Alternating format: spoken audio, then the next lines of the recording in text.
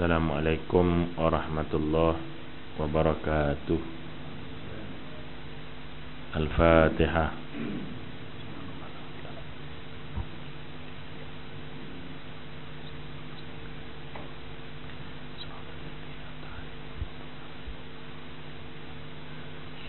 Alhamdulillahilladzi arsala rasulahu bil huda wa dinil haq liyuzhirahu 'ala ad-dini kullihi wa kafa billahi shahida. Asyhadu an la ilaha illallah wahdahu la syarikalah wa asyhadu anna sayyidana Muhammadan abduhu wa rasuluh. Allahumma salli wa sallim ala habibina al-Mustafa sayyidina Muhammad wa ala alihi wa sahbihi ajma'in. Rabbi shrah li sadri wa yassir li amri wahlul 'uqdatam min lisani yafqahu qawli. Rabbana aftah bainana wa baina qaumina bil haqq wa anta khairul fatihin. Subhanaka la ilma lana illa ma 'allamtana innaka antal alimul hakim. Wala haula wala quwwata illa billahil aliyil azim. Amma ba'd. Ibu yang dirahmati oleh Allah, syukur banyak-banyak pada Allah Ta'ala. Pada tengah hari ini Allah Subhanahu wa Ta'ala beri kekuatan pada kita, dan kekuatan untuk buat baik ni dalam agama dia panggil taufik. Jadi taufik ni adalah kekuatan yang Allah bagi sehingga kita dapat buat baik. Dan taufik yang Allah Subhanahu wa Ta'ala ni bagi akan berterusan dia bagi apabila kita mensyukuri akan nikmat taufik yang Allah bagi tu. Jadi kerana itu mengucap syukur kepada kebaikan itu dihukumkan oleh ulama sebagai wajib. Dia bukan sunat, dia bukan harus. Jadi syukur ni adalah hukum dia wajib. Dan bila sebut wajib, kenapa Allah mewajibkan? Sebab setiap nikmat yang Allah bagi ni Allah bagi belaka. Kan, yang semayang pun Allah bagi, yang tak semayang pun Allah bagi. Ada orang yang semayang sehat, ada orang yang tak semayang sehat. Ada orang puasa sehat, ada orang puasa sehat juga, tak puasa pun sehat. Ada orang bayar zakat sehat, ada yang tak bayar zakat sehat. Maknanya Allah bagi belaka. Jadi sebab itu bila kita syukur, itulah bezanya antara orang yang Allah bagi tanpa syukur dan orang yang Allah bagi nikmat dengan syukur. Itu beza dia. Nak kira nikmat tu Allah bagi belaka. Hak kadang-kadang pula kalau kita tengok ya, yang tak semayang tu pula kadang-kadang Allah bagi lebih daripada orang yang semayang. Nikmat juga itu kan. Tetapi nikmat-nikmat ini tidak berasaskan kepada redha Allah Subhanahu wa Ta'ala. Jadi alhamdulillah kita dapat berada dalam majlis yang mulia ini. Dan hari ini kerana buku yang kita biasa baca tu dah habis dah tuan-tuan sekalian. Bukanlah habis semua, habis belah belakang. Sebab belakang tu kita tumpu, yang depan tu kita boleh baca sendiri kan.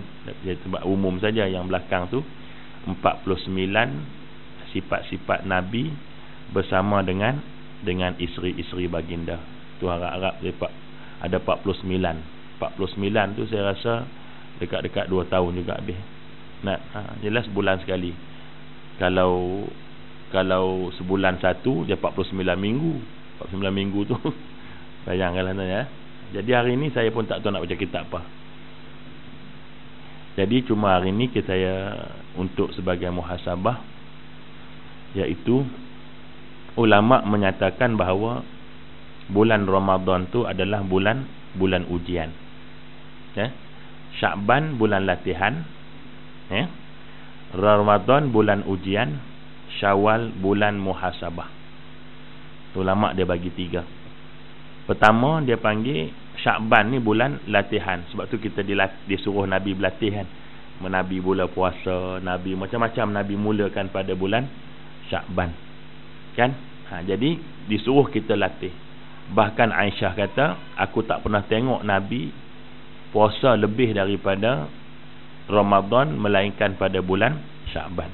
Kalau Ramadan Nabi puasa penuh, bulan lain Nabi puasa 11 hari, Purata Nabi puasa 11 hari tiap-tiap bulan. Isnin Khamis 8 hari, Baidha 3 hari, 13, 14, 15 tu. Jadi tiap-tiap bulan tu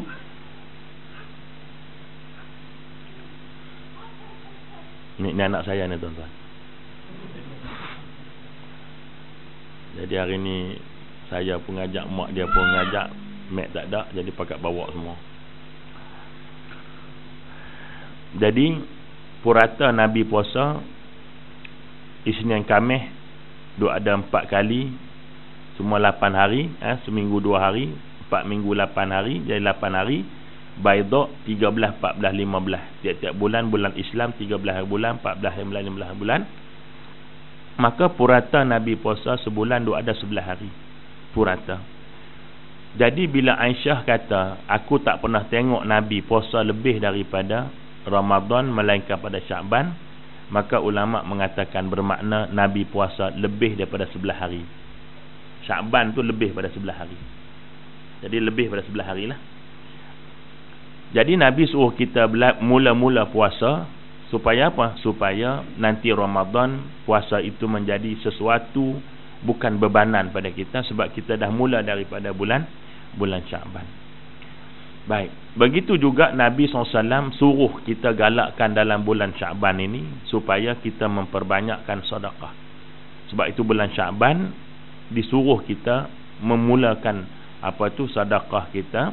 Kerana apa? Nanti bulan Ramadan kita jadi tak canggung, tak janggal untuk meneruskan amalan untuk berinfak di jalan Allah Ta'ala. Itu Syaban ya. Masuk bulan Ramadan disebut sebagai bulan ujian. Memanglah banyak benda yang Allah uji kita kan. Daripada boleh makan siang, tak boleh makan minum siang. Daripada kita boleh dengan pasangan kita, bini kita, laki kita. Dia mari saja Ramadan, Allah tak bagi benda tu pada waktu siang. Banyak lagi cabaran yang Allah bagi. Bahkan dalam bulan Ramadan juga macam-macam cabaran. Apa cabaran lagi? Cabarannya dengan zakat fitrah. Betul tak? Zakat fitrah ni cabaran. Sebab apa? Sebab dalam bulan yang kita banyak belanja, bulan itulah Allah wajibkan kita bayar zakat fitrah. Allah tahu tak kita nak pakai duit banyak bulan Ramadan? Allah tahu tak? Allah tahu. Baju 4 pasang tu baju kita. Baju kucing lagi. Tuan-tuan sekalian, ada? Macam-macam lagi kalau anak kita, tuan-tuan sekalian, anak saya ada 9 orang tuan-tuan. Terbajak tak? Berapa tu tuan-tuan? 9 orang anak. Macam piramid tuan-tuan sekalian. Berapa tu seorang-seorang baju tu? Kalau seorang selai pun bayangkan kan. Jadi baru cukup lagi dah 2 orang, cukup satu tim. Tak?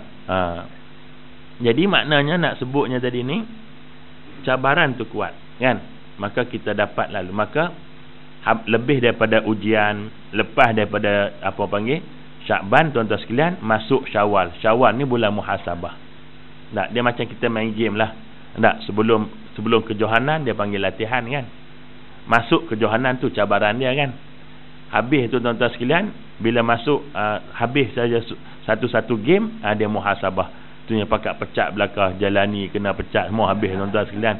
Tak boleh pertahankan pingat mas di Commonwealth dalam acara badminton perseorangan lelaki. Tak? Darren pun kena blame tuan-tuan sekalian dah. Jadi ini kan muhasabah tu kan. Sampai menteri kita sanggup letak jawatan kalau kemerosotan itu berpunca daripada dia. Jadi itu kan muhasabah dia panggil. Dia muhasabah. Jadi dalam konteks Syawal ini dia disebut sebagai bulan muhasabah. Cuma persoalan dia, apa yang kita nak muhasabah kat sini? Sebab itu bila sebut muhasabah, dia tak boleh hukum orang. Bila muhasabah, kita hukum diri kita kan. Dia bukan nak hukum orang. Jadi bila sebut muhasabah, kita hukum diri kita lah sendiri. Apa benda yang kita nak muhasabah? Baik.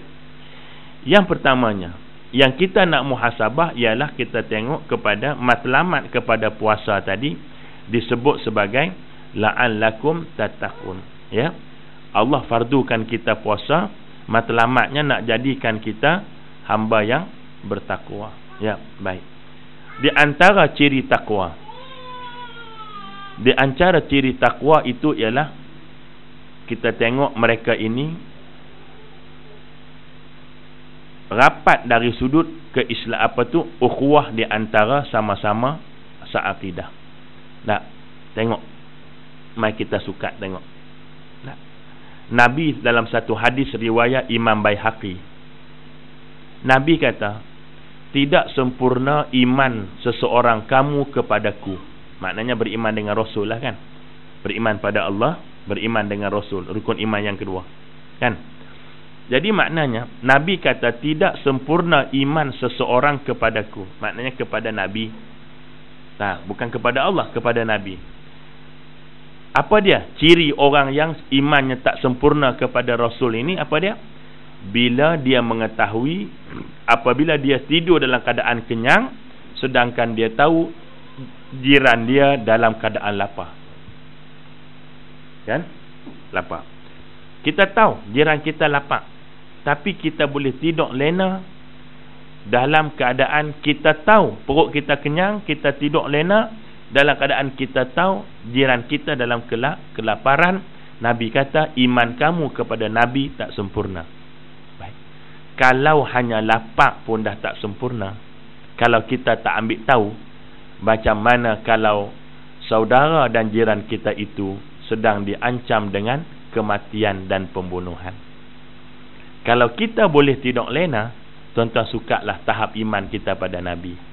Faham maksud saya? Kan? Jadi maknanya lapar tu saja Nabi kata iman hang pada aku tak sempurna. Hang tahu jiran hang lapar, hang boleh hang kenyang, dalam keadaan kamu tahu bahawa jiran kamu tu lapar, tak sempurna iman pada Nabi. Ni kan pula kita tahu saudara kita dibunuh, kita boleh tidur lena dengan kita tak mikir apa yang kita boleh sumbangkan kepada, membantu kepada apa yang sedang dilalui oleh saudara kita. Ini maksudnya. Nak, dia agak berat sikit lah benda ni kita nak mikir. Itu sebab saya bawa kat sini. Saya tak bawa kat masjid kampung. Kalau masjid kampung 13 kali saya ulang, mereka tak faham lagi. Nampak tak? Jadi maknanya perbandingannya begitu. Jadi sekarang ni saudara kita dibunuh kan. Tak kira lah di Palestin baik, di Gaza baik, di Myanmar baik ya, di Iraq baik, tuan-tuan sekalian kan. Di mana tempat di selatan Thai kan, raya baru ni. Terus jadi nak sebutnya ni, Nabi kata tak sempurna iman. Dalam keadaan kamu tahu, kamu boleh tidur lena di sini, makna kita tak mikir apa yang kita boleh bantu. Tu makna tidur lena. Nampak? Kita tak mikir apa yang kita boleh bantu kepada saudara kita. Kadang-kadang kita berasa puas hati dengan sumbangan kita yang paling minima. Kita kadang-kadang puas hati dah sebab kita dah bubuh dalam tabung Gaza tu RM10. Kita dah bubuh dalam tabung Gaza tu RM10. Rasa dah menyumbang dah ya. Padahal pada hakikatnya kita mampu berbuat lebih pada tu. Jadi cuba kita fikir di mana kedudukan iman kita kepada Nabi kita. Memadaikah kata puas hati dengan RM10 dah? Rokok kita RM14 tuan-tuan. Jadi kita mikir kita kan. Jadi kita bimbang perbuatan kita yang tidak prihatin, yang kita tak mikir apa lagi yang boleh aku sumbangkan kepada saudara aku ini, ya, akan membawa kita termasuk dalam hadis Nabi tadi yang mengatakan tidak sempurna iman seseorang itu kepadaku. Ni kita muhasabah. Kita Ramadan kan dididik kan, prihatin dengan orang anak yatim, orang susah. Tidak sampai zakat kita tu bagi pada orang fakir, orang miskin, orang fisabilillah, orang ini, 8 kedudukan itu. Sebab apa? Sebab keprihatinan. Tiba-tiba keprihatinan itu tidak memanjang sampai ke bulan Syawal. Anak-anak yatim mula termenung di tepi tangga. Tak ada orang nak jemput dah. Dan orang susah kembali susah. Dan sekalian, sebab apa? Orang dah tidak ada. Sepatutnya bila daripada bulan Sya'ban disambung bulan Ramadan sampai bulan Syawal, itu akan berkekalan. Maka orang susah akan tidak bimbang. Kenapa? Sya'ban aku dah dapat sikit, Ramadan aku dah dapat banyak sikit, maka Sya'ban aku dapat terus dapat. Kenapa? kerana orang masing-masing muhasabah. Kalau betul lah Ramadan kita tadi mencapai mata takwa, maka keprihatinan kita kepada saudara seakidah kita itu akan berkekalan. Sebab tu Allah sebut dalam Quran, innamal mu'minuna ikhwah. Allah tak kata innamal muslimuna ikhwah.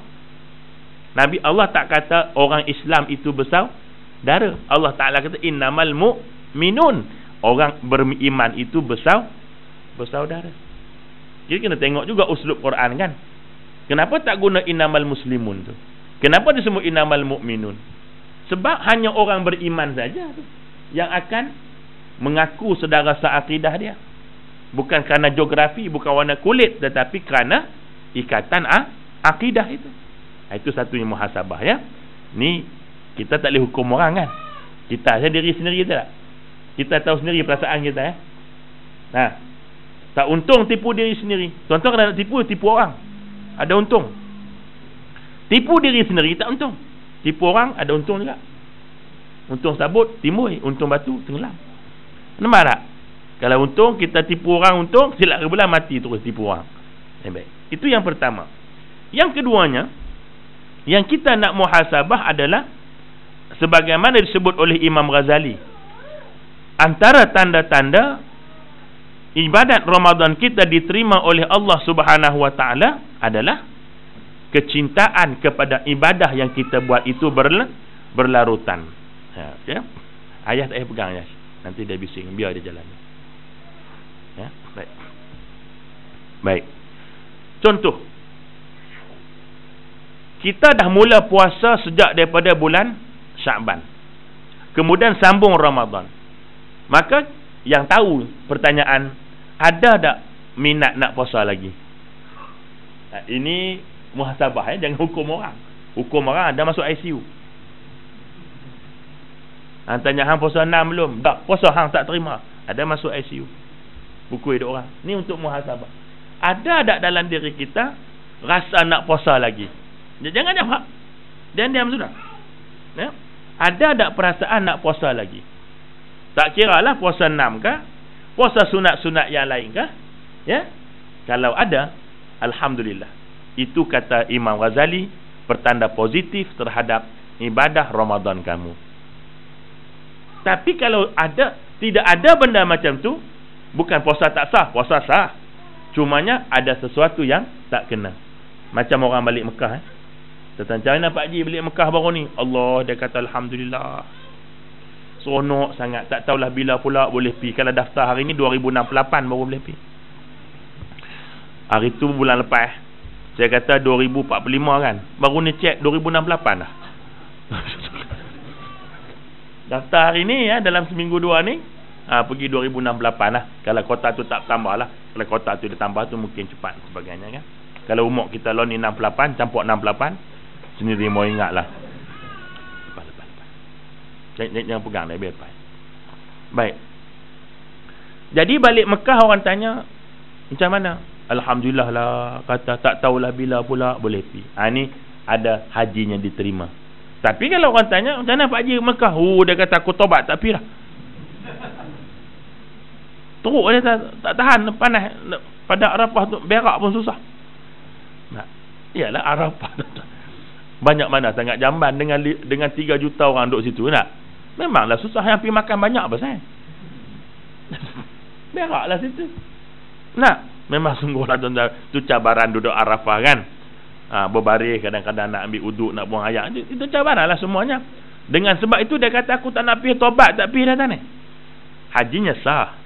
Cuma ada sesuatu yang tak kena dengan sembahyang. Macam juga sembahyang boleh cegah perkara mungkar. Sembahyang sah. Jangan kita tak sah kan. Selagi tak buat perkara batalkan sembahyang, ya puasa. Jadi macam tu juga dengan puasa.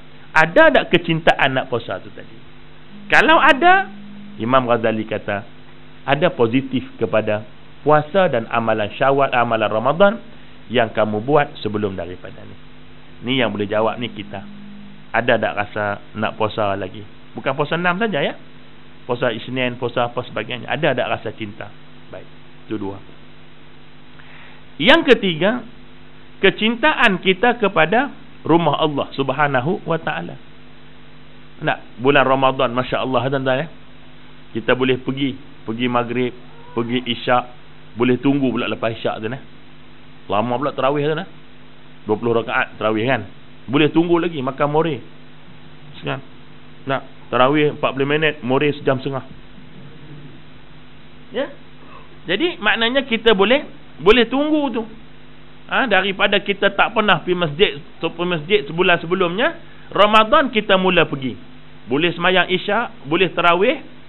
Kita tengok ada tak rasa kecintaan kepada rumah Allah tadi ni? Ada tak berasa nak pergi balik rumah Allah Ta'ala tadi ni?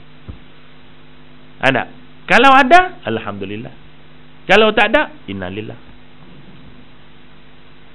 Jadi ada tak kecintaan tu, ada ke tak ada kan? Yang boleh jawab tu kita saja. Orang lain tak tahu. Ini muhasabah. Sebab Allah suruh kita 30 hari pergi masjid, mudah-mudahan nanti akan ada lagi kecintaan tak? Kalaupun mungkin kalau dulu tak pernah pergi langsung, ni dah pergi dah. Zuhur dah ada pergi kadang-kadang kan. Asar dah pergi macam tuan-tuan sini, alhamdulillah kan.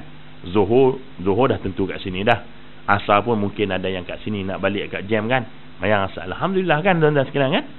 Jadi maghrib tu wallahu alam mungkin dah sampai rumah atau sebagainya. Tapi ada tak kecintaan itu? Soalan. Yang ketiga, yang keempat, yang kita nak muhasabahkan di sini ialah Allah Ta'ala nak suruh kita muhasabah sangat kejayaan Ramadan tadi ni. Nampak ya? Hari pertama masuk Syawal tu Allah nak uji kita, tengok dah. Apa Allah Ta'ala kata? Allah Ta'ala kata walitukmilu iddata walitukabirullah ala ma hadakum wa la'allakum tashkurun. Nampak sempurnakan oleh kamu puasa kamu. Bila dah puasa, bila dah apa panggil dah habis puasa, walitukabbirullah, bersegeralah kamu membesarkan Allah Ta'ala. Nampak ayat Allah? Maknanya apa? Maksud walitukabbirullah ni dua.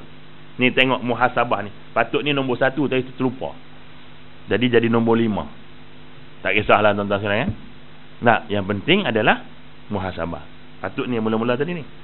Jadi Allah nak tengok Ramadan kamu berjaya ke tak pada hari pertama Syawal. Allah Ta'ala kata apa dia? Allah Ta'ala kata masuk saja Syawal, walitukabbirullah, bersegeralah kamu membesarkan Allah Ta'ala. Baik, ni kita ingat balik hari 1 Syawal kita malam maksud walitukabbirullah tu dua. Yang pertama, maksud walitukabbirullah, bersegera kamu mengucapkan kalimah membesarkan Allah. Ya, ini takbir lah. Allahu Akbar, Allahu Akbar. Baik, ada tak kita sebut benda tu sebaik saja diumumkan hari raya ataupun tunggu pagi besok? Jangan jawab. Ingat balik, sendiri mau ingat. Nak anak Cina makan pengat, sendiri mau ingat.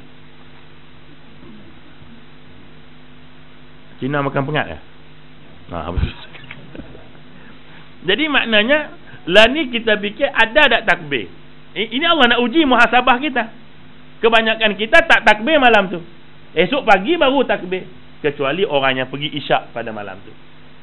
Dia solat isyak terus, ataupun sebelum isyak diumumkan terus takbir. Tapi yang duduk di rumah, yang dalam kenderaan, yang dalam perjalanan balik, sedangkan Allah nak tengok, inilah tanda kamu syukur dengan kejayaan Ramadan tadi.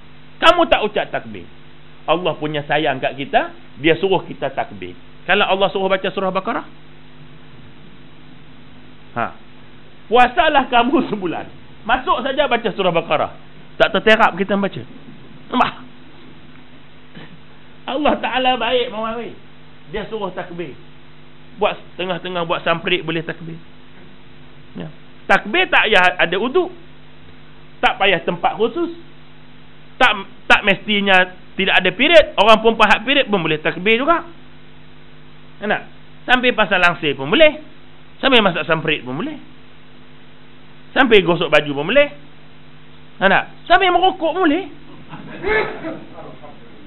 Ya alhamdulillah. Macam kena aja. Jadi tu.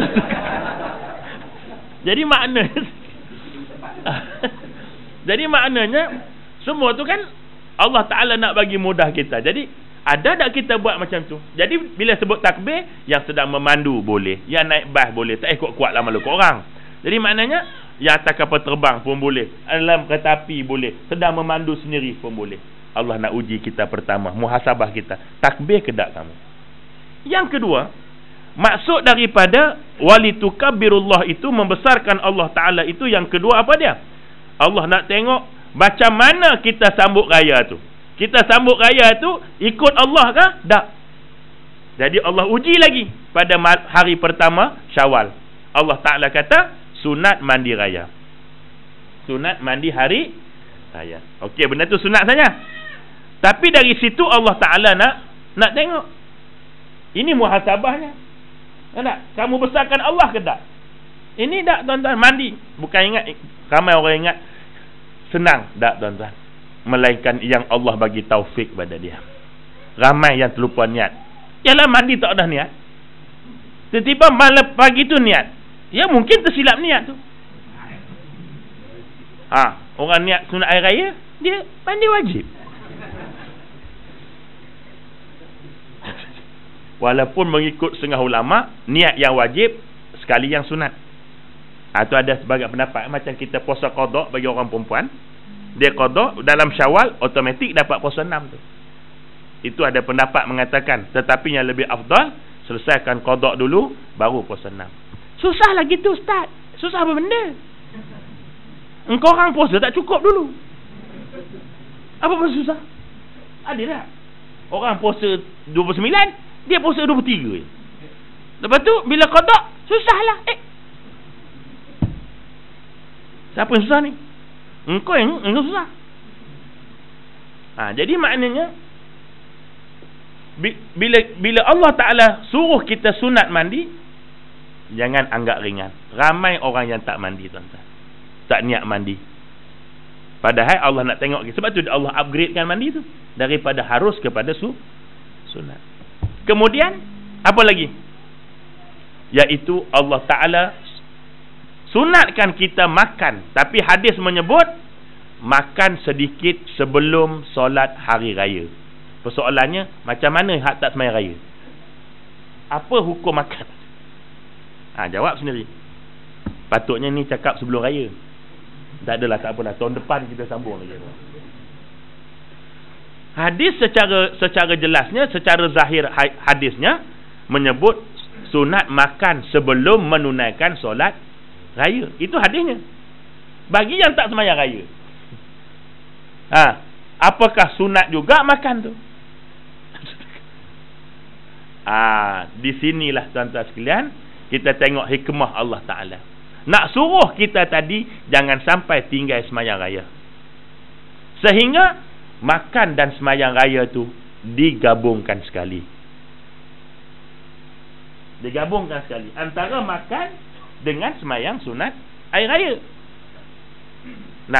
Dan makan tu pula, tuan-tuan sekalian, kalau ikut betul-betul sunnahnya, makan kurma. Tapi sebulan dah makan kurma. Sebulan dah makan kurma. Buka puasa kurma, sahur kurma, dah jarak. Sebab dia tempat kita ni bukan, dia ada memusim, bukan takat buat makanan. Apa-apa pun bermusim kita. Musim buat anak sampai bulan-bulan. Kemudian apa lagi? Bah terbalik. Dalam sebulan tu 4-5 orang berbah terbalik. Dia ada bermusim. Tanah runtuh aja. Ada musim juga, macam rian. Jadi kita susah nak makan kurma kan? Allah uji kita tengok. Maka walaupun ada ulama kata tak kisahlah makan apa-apa, tetapi digalakkan kita juga makan kurma. Jadi kita makan ke tidak tadi? Ini persoalan juga. Kadang-kadang dia kata dah biasa tak makan Ustaz, jadi tak apa nak boleh makan. Sebulan tak makan kan, tiba-tiba nak makan pagi, dia jadi geli-geleman. Jadi ujian Allah Ta'ala. Jadi di sini Allah nak uji kita. Jadi kita muhasabah. Kalau kita dah takbir, alhamdulillah. Kita sambut raya dengan pagi-pagi lagi dah mandi, alhamdulillah. Kalau kita sudah makan sebelum sunat raya, alhamdulillah. Kita pakai baju yang baru ataupun baju yang terbaik, alhamdulillah. Ni kadang-kadang ada juga ni yang konon dia nak buat macam tak ni lah, macam apa panggil? Dan ada juga yang jenis dia kononnya raya ni alas akhir raya lah, macam biasa je. Ini yang suruh ni Allah Ta'ala, bukan ikut engkau. Dia konon nak buat macam dia tak excited lah kononnya. Orang lain semua baju baru kan dia. Alah, biasa-biasa. Ini yang kau tak ikut sunnah ni. Nabi tuan-tuan, dia ada pakaian hari raya dia. Yang pelik kita hari raya tak nak pakai begitu. Hari pilihan raya nak pula pakai pelik-pelik. Jadi pakailah baju baru. Nak tunjuk kononnya dia tak excited sangat. Padahal Masya Allah,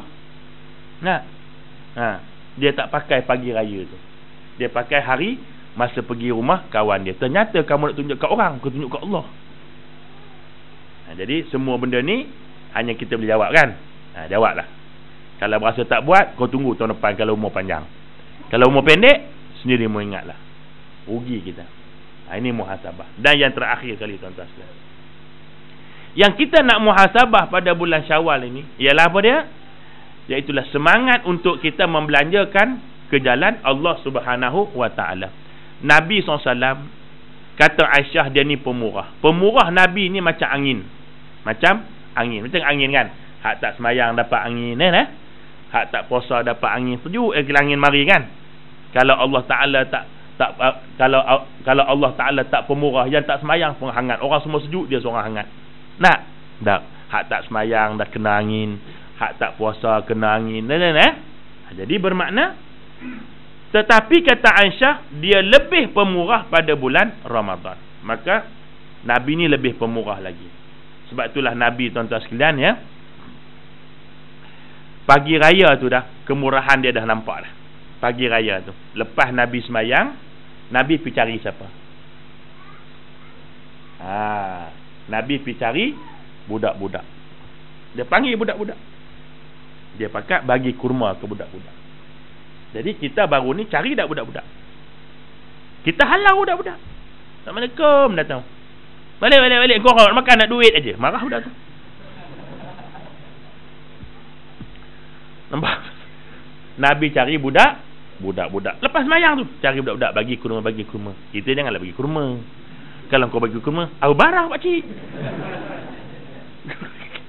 Dah sebulan makan kurma, pagi raya berkurma, apa barang pak cik.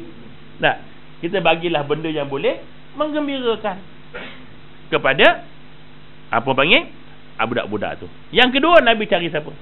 Nabi cari orang susah.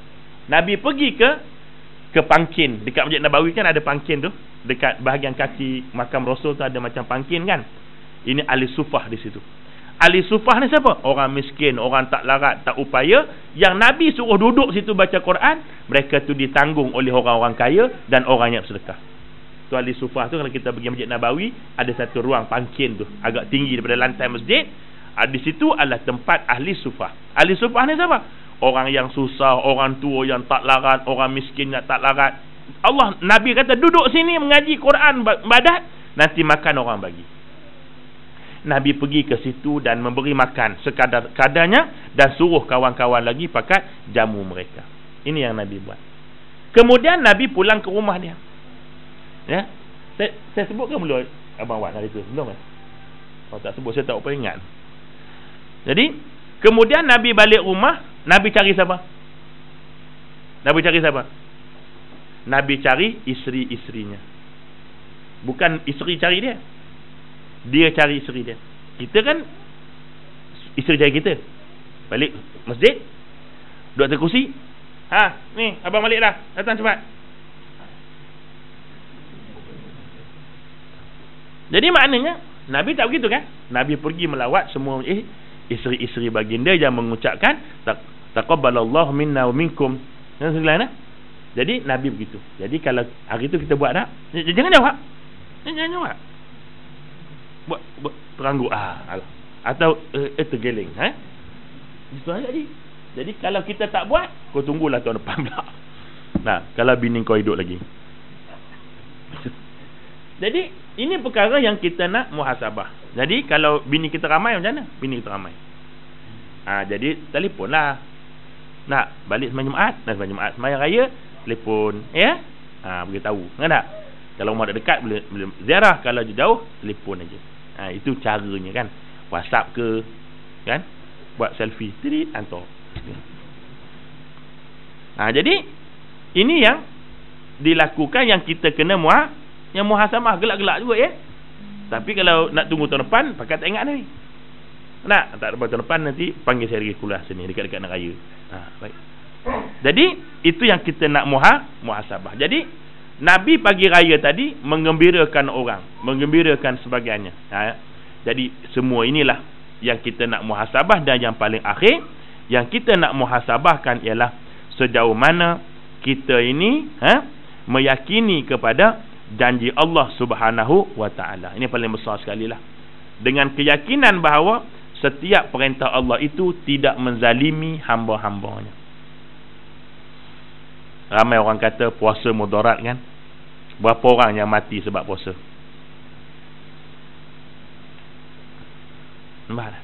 Tak ada orang yang mati sebab puasa. Yang mati kenapa? Accident. Yang mati kena mercun. Yang mati terlekat tulang, makan lahap sangat. Bukan mati. Jadi sebab itu, apa yang Allah janji, apa yang Allah perintah, kena ingat, dia tak zalim. Macam orang perempuan, jangan duk kata dengan tutup aurat nanti rambut jadi berbuah, keluar macam-macam buah kat rambut tu. Strawberry semua ada. Dan sekalian ya, Allah tidak menzalimi kita. Dengan kita buat apa lagi? Dan sekalian, bahkan Allah Ta'ala hari ini membuktikan kepada kita bahawa apa yang manusia fikir tak kena, tak semestinya, ataupun tidak semestinya betul dengan apa yang Allah maksudkan. Sebagai contoh tuan-tuan, sekali lagi Yahudi, dia telah tertipu dia.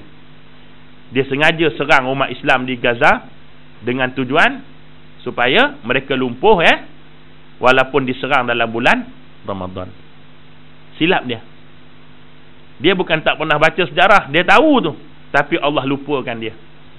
Dia serang Gaza pada bulan Ramadan. Dia ingat orang Islam tak makan, tak minum, kita boleh tewaskan dia dalam seminggu, kata Benjamin Netanyahu. Ternyata tuan-tuan nak masuk hari ke-40, mereka berunduk sendiri. Bahkan apa kata tuan-tuan sekalian Menteri Pertahanan dia?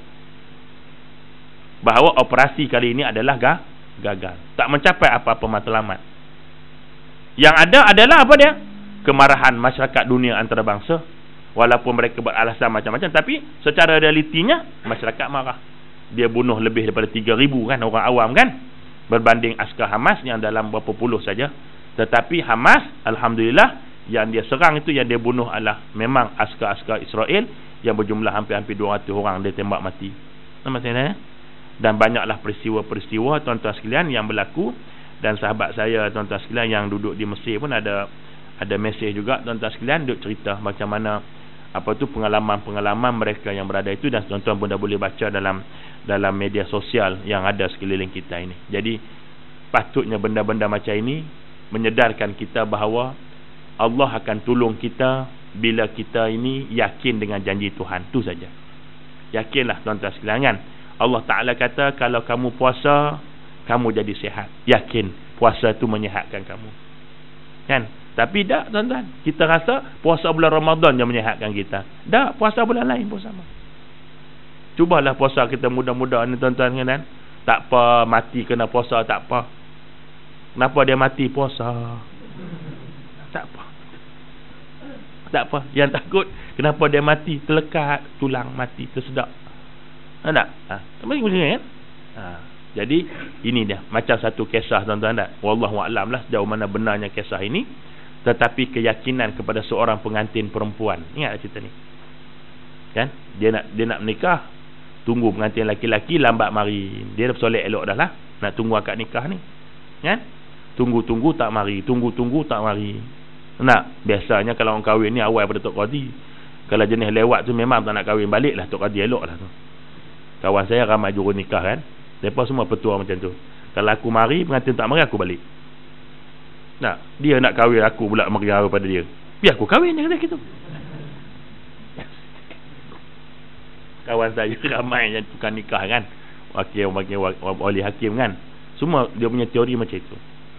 Nah, jadi kalau kita datang tu, pengantin tak datang, balik, biar dia tahu kita pula nunggu dia, padahal kau yang nak kahwin. Kita Tok Imam pula nunggu, biar Pak Imam kahwin. Nah, bayangkan kalau sehari 3 kali orang lambat, 3 kali Pak Imam kahwin. Jadi tuan-tuan sekalian, jadi kerana lambatnya pengantin laki-laki datang tadi kan, maka akhirnya masuk waktu semayang. Elok masuk waktu semayang, baru pengantin laki-laki datang. Mak dia kata, jom keluarlah cepat, pengantin datang dah.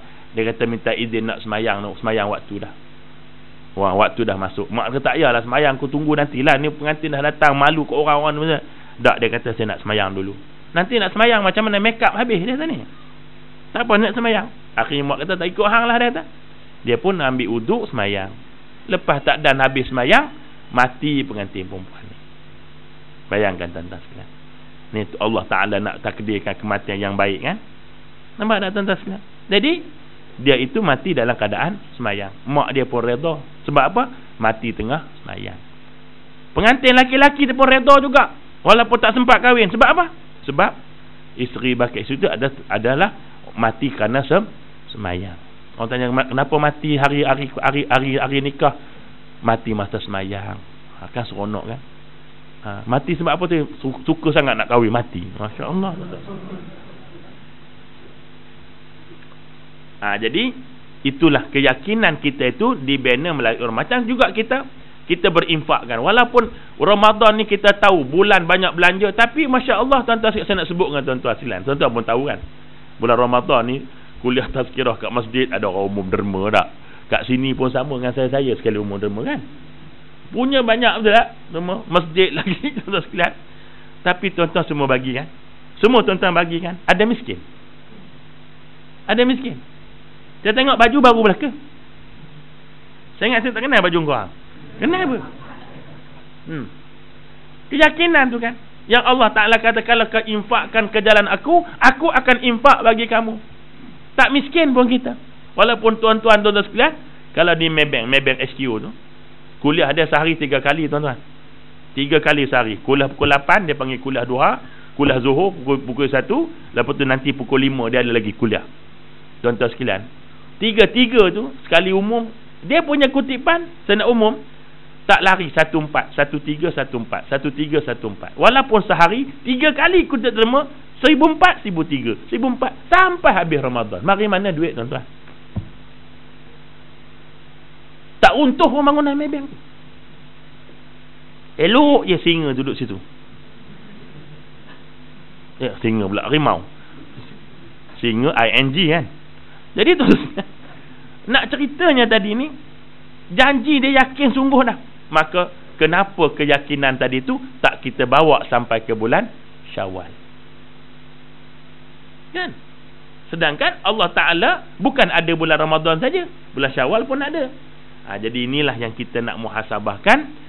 Mudah-mudahan tuan-tuan sekalian ia memberikan satu kesedaran pada kita ya, bahawa Allah Subhanahu Wa Ta'ala ini bila dia perintahkan satu benda, maka perintah itu tidak menzalimi kita. Cuma yang jadi tak eloknya kerana kita tu hilang keyakinan kepada Allah Subhanahu Wa Ta'ala.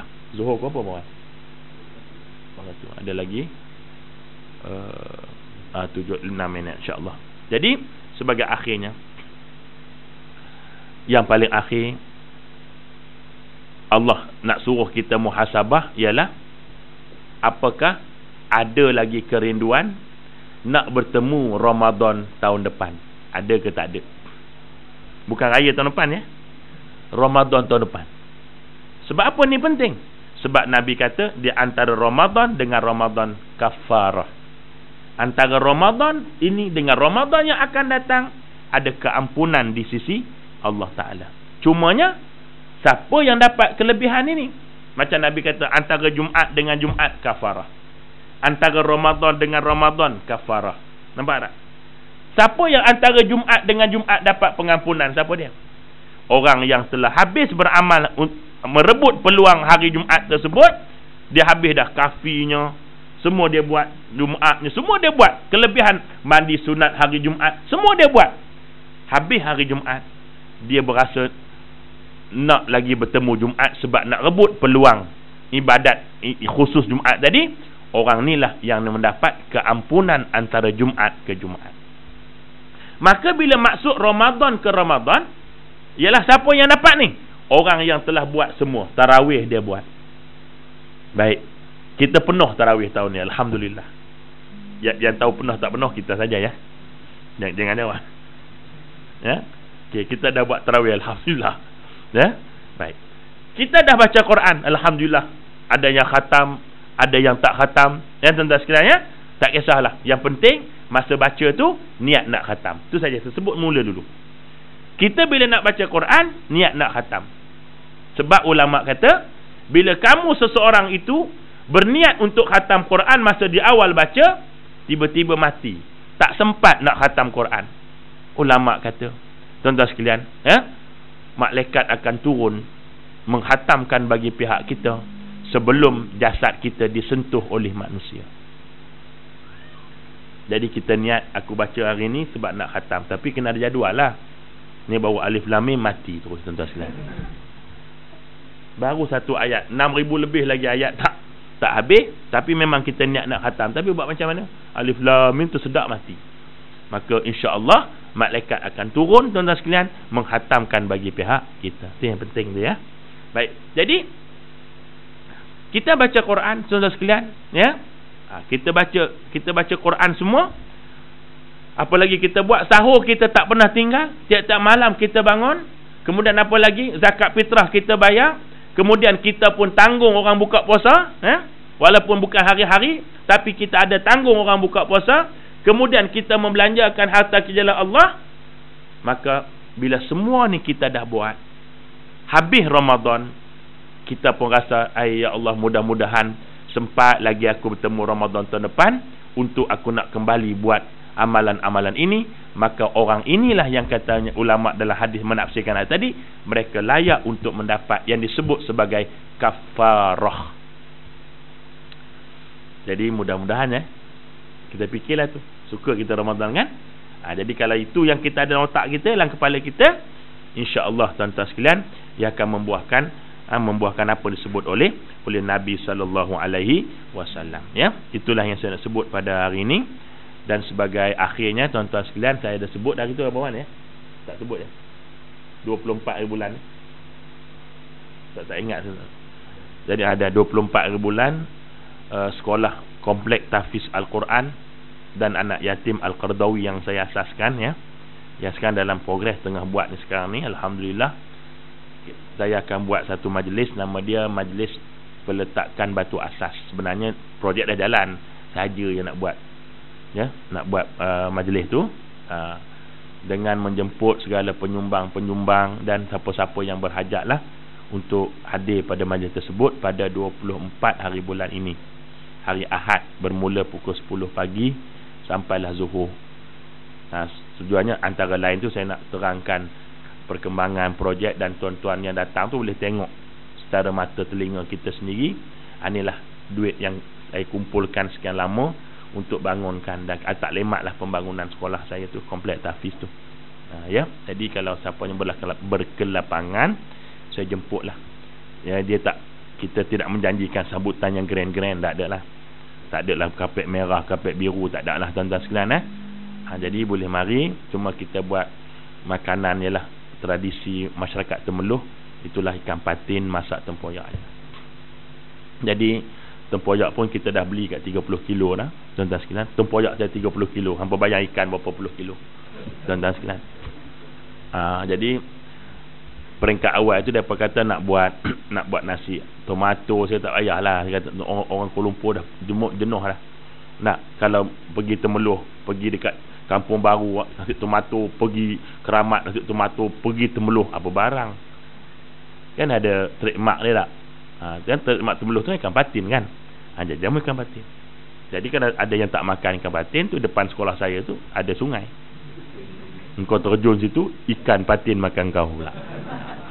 Adalah kita buat ayam sikit, buat rebau sikit itulah kalau yang sudi datang ahlan wa sahlan, saya mengalu-alukan kedatangan untuk kita sama-sama berdoa sikit, mayah hajat apa sebagainya, agar projek ini berjalan dengan baik tuan-tuan sekalian. Ya. Jadi sebagai maklumat mungkin yang tak tahu, saya bangunkan projek ini di atas tanah 7 hektar. 7 hektar tu 3 tuan. Kebetulan 3 tuan tu tanah di situ. Jadi senanglah, sodok sekali semua sekali. Alhamdulillah 7 hektar ya. Untuk dibangunkan masjid, asrama, rumah guru, ya semualah ada fasiliti yang sepatutnya ada bagi sebuah sekolah, semua ada. Termasuk laluan kuda pun ada saya buat tu. Keliling pagar tu 7 hektar tu kuda. Ya. Tapi kuda betul, bukan kuda badi. Tolonglah tuan-tuan. Jadi adalah saya punya planning tu, antara kurikulum ni adalah latihan kuda ya, dan sebagainya lah. Berenang tu tak payah buat kolam lah, depan tu Sungai Pahang. Jadi senang aja tu terjun situ budak-budak tu. Jadi saya mengucapkan ahlan wa sahlan bagi yang berkelapangan ya, sila datang. Cuma maklumkan saya semua nak bajet, takut tak cukup ikan patin kan maksudnya. Habiskan patin Sungai Pahang saya ambil. Jadi takat tulus, dan saya mengucapkan jazakumullah khairan katsira di atas sumbangan yang tuan-tuan dah bagi selama hari ni. Tapi ucapan jazakallah tu bukan kata dah cukup, dah belum cukup lagi. Jadi maknanya tahu-tahu je lah ya kan gitu. Jadi sekadar itu dulu, saya bagi pihak keluarga mohon maaf dan ampun dan maaf kalau terpanjang saya mengajar, ada kesilapan, terlanjur kata dan sebagainya. Kita sebagaimana kempen TB3 kata kosong-kosong. Jadi ya, kalau tuan-tuan yang nak balik kampung, nak beraya hari Sabtu Ahad ni, jaga-jaga hati-hati jalan raya, patuhi peraturan jalan raya, anda mampu mengubahnya. Jadi aku qauli hadza wa astaghfirullahal azim li wa lakum. Wassalamualaikum warahmatullahi wabarakatuh. Aqimus solah.